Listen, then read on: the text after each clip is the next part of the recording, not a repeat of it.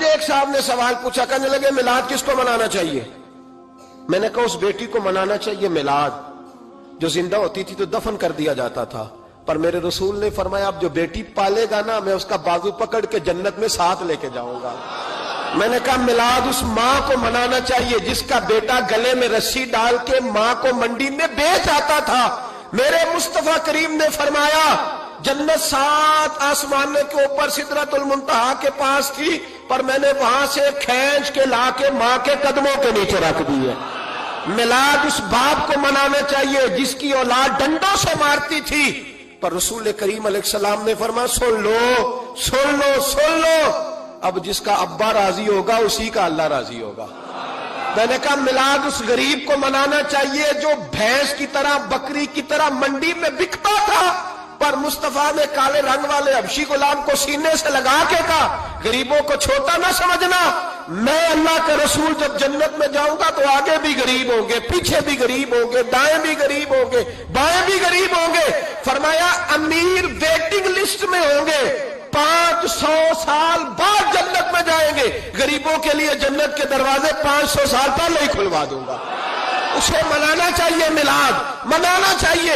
اور میں نے کہا مولوی سن، تجھے پوچھتا کوئی نہ، تیرا ذکر کوئی نہ کرتا، لیکن تو ممبر پہ بیٹھا ہے، تو محمد عربی کے نام کا کھا رہا ہے، تو علی کے نام کا کھا رہا ہے، تو عمر عثمان اور ابو بکر کے نام کا کھا رہا ہے، تو اسنین کا صدقہ کھا رہا ہے۔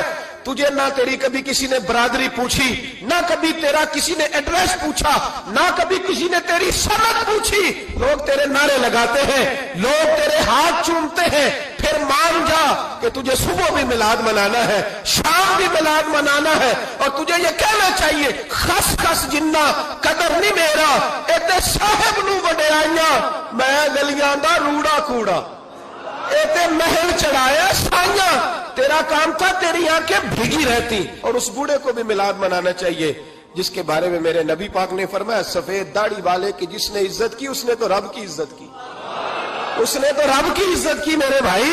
اس مزدور کو بھی میلاد منانا چاہیے جس کے بارے میں نبی پاک نے فرمایا جو اپنے ہاتھوں پہ چھالے ڈال کے مزدوری کرتا ہے میں نے تو اسے رب کریم کا دوست بنا دیا ہے۔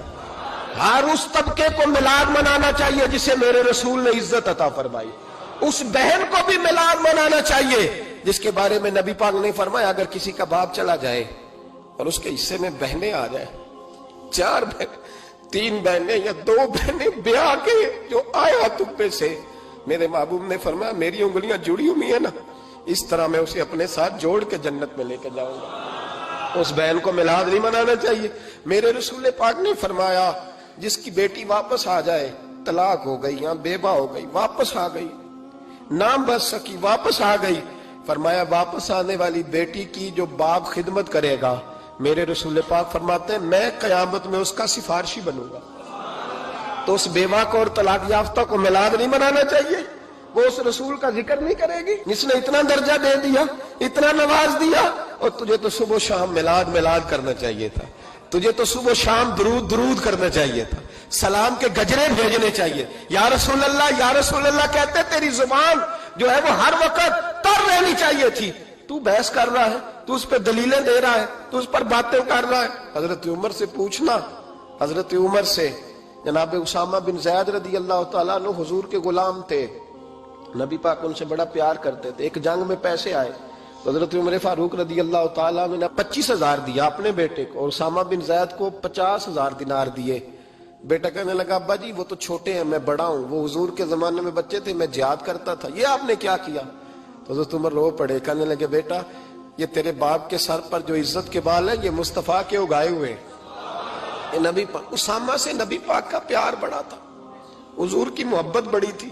بیٹا اس کے ناک سے ریٹ نکلتی تھی تو رسول پاک اپنے ہاتھوں سے صاف کر دیتے تھے، حضور اس کو گود میں بٹھاتے تھے۔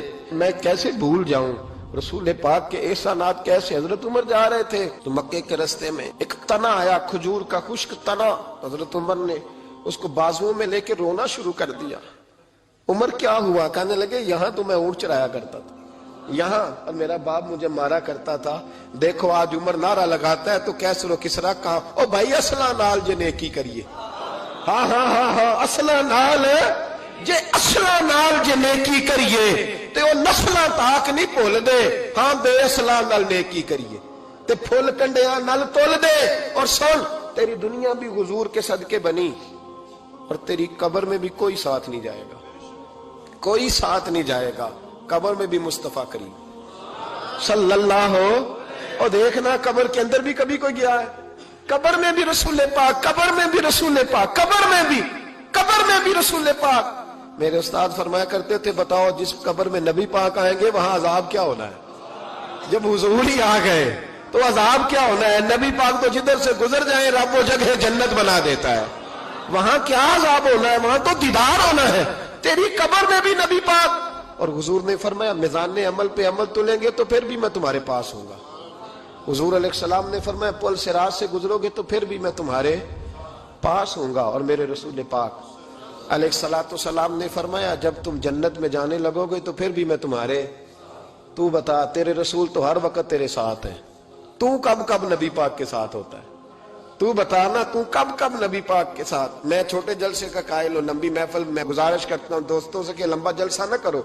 लेकिन एक जगह पे मैं गया तो एक बड़े पढ़े लिखे आदमी ने मुझे कहा, मौलाना इनको समझाएं, आधी रात तक बिठाए रहते हैं, इनको समझाएं। मैंने कहा मैं समझाऊंगा, पर आप भी जरा अपना लबो लहजा थोड़ा धीमा करें। तू तो पूरी रात नहीं नबी पाक के लिए जागा, और मेरे रसूल तो सारी हयात तेरे लिए जागते रहे, सारी रात महबूब ने। क्या कहते हैं बरेली के इमाम आला हज़रत फरमाते हैं, उनकी महक ने दिल के गुंचे खिला दिए, वो जिस राह चल दिए हैं कूचे बसा दिए हैं, मेरे करीम से गर कतरा किसी ने मांगा दरिया बहा दिए, दुर्दे बहा दिए हैं। और अल्लाह क्या जहन्नुम अब भी न सर्द होगा?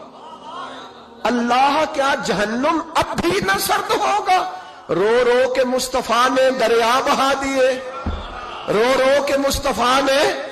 और फिर कहने लगे रो रो के मुस्तफा ने उनके निसार कोई कैसे ही रंज में हो, जब याद आ गए हैं सब गम भुला दिए, जब याद आ गए हैं सब गम। इसीलिए तो हम कहते हैं मिलाद खोल के मनाओ। रसूल पाक का मिलाद बहाने करते हैं, बहाने वो करता है जिसने काम नहीं करना होता, जिसने करना होता है वो बहाने। आला हजरत ने जो प्रोग्राम दिया वो बड़ा लंबा चौड़ा है, कब तक का तुझे क्या बताया? आला हजरत फरमा के हश्र तक डालेंगे हम, हश्र तक डालेंगे हम पैदाइशे मौला की धूम, और मिस्ले फारिस नजद के किले गिराते जाएंगे, और खाक हो जाए अदुव जल कर, मगर हम तो रजा दम में जब तक दम है जिक्र उनका सुनाते जाएं।